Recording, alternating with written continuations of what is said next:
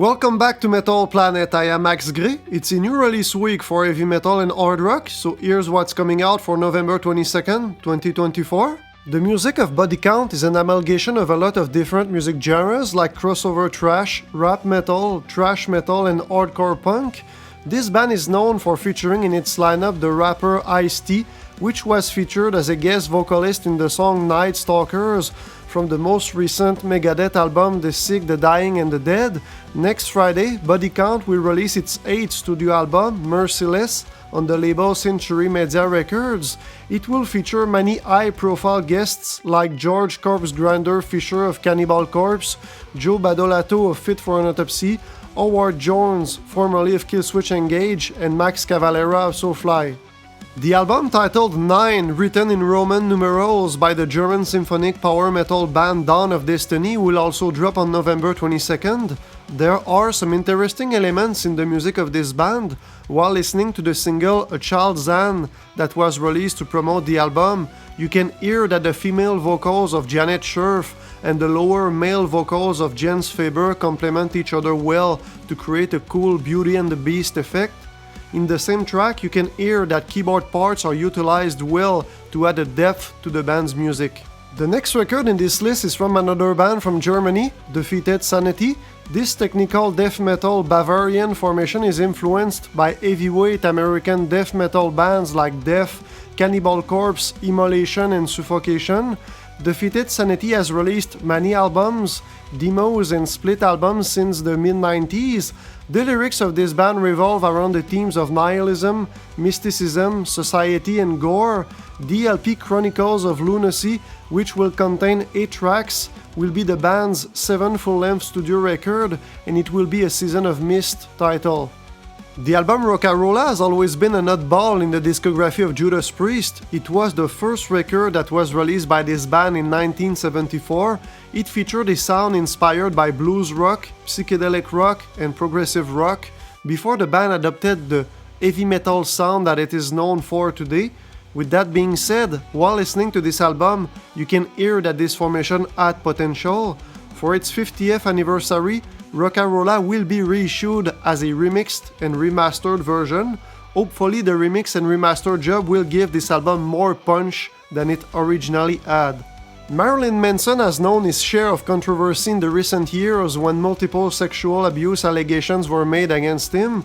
The musician claims his innocence, but he was dropped by his previous label nonetheless. The singer has now found a new home in Nuclear Blast Records, a label that is known for often releasing extreme metal records. With Manson's new LP, When Assassination Undergo Chapter 1, I'm curious to see if the musician will adopt a heavier sound to fit the mold of the label, or if his music will continue in the same vein as his previous releases. I will do a review of this album after the release date, so stay tuned for that upcoming video.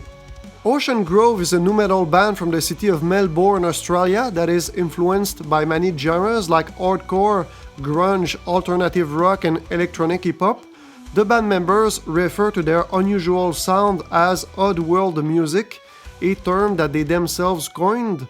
The formation's new album, Oddworld, will be a SharpTone Records title, and it will mark the return of the singer Luke Holmes and the guitarist Matthew Kopp in the band's lineup since their respective departure in 2019 and 2021. I feel that the next record in this list will definitely interest many metal fans. It is The Last Will and Testament by the band Opeth. This album will mark the return of death metal elements like death growls in the band's music. Those elements have been absent in the band's music since the 2008 album Watershed, because the band adopted a progressive rock sound subsequently. The Last Will and Testament will also be the first concept album by the formation since the 1999 album Still Life. The concept of the new record is set after World War I and tells the story of a wealthy person whose last will and testament reveals shocking family secrets. Sunstorm is a classic heavy metal and hard rock band that puts an emphasis on the melodies.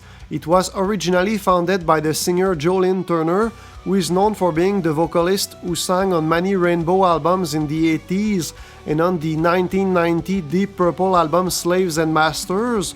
Unfortunately, Turner is not in this formation anymore, but the band is now fronted by another former Rainbow singer, Ronnie Romero.